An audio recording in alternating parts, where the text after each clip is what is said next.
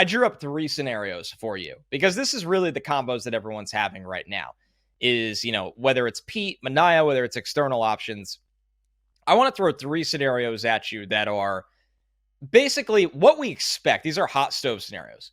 What we expect for the Mets right now is for them to add a legitimate starting pitcher and a legitimate piece to this lineup.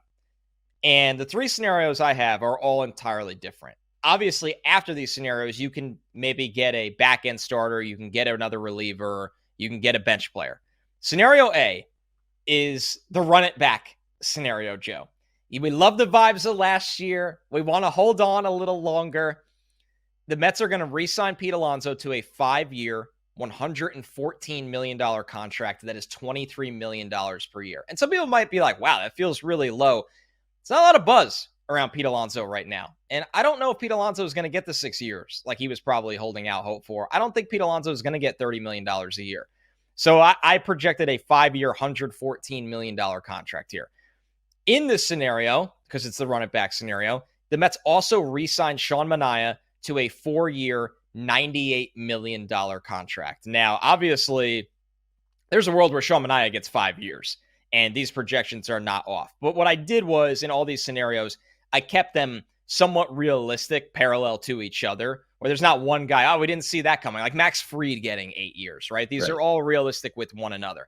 So that brings me to scenario B, which is the one sign, one trade scenario. The Mets look at it and go, hey, we don't want to invest in that kind of term with Pete Alonso. We think Ryan Clifford could be our first baseman of the future. So we're going to look shorter term here. We're going to sign Christian Walker to a 3-year, $68 million contract. Now with Walker, obviously you get a Gold Glove first baseman that has pop, but he is somebody that is a couple years older than Pete Alonso. He does not have the resume playing in New York that Pete Alonso has, but you save on the term. Then you're going to trade Drew Gilbert straight up, maybe a lower level prospect with him, but we'll say Drew Gilbert to keep it simple, player people know on this show, for Luis Castillo, who is under contract for the next 3 years. Relatively good deal for a starting pitcher of his caliber. Scenario C is the external moves again, but just all about the money and no trades. But it's going to cost you, and there's a lot more risk with the term here, Joe. Sign Alex Bregman to a 6-year, $144 million contract, and Mark Vientos is going to move over to first base.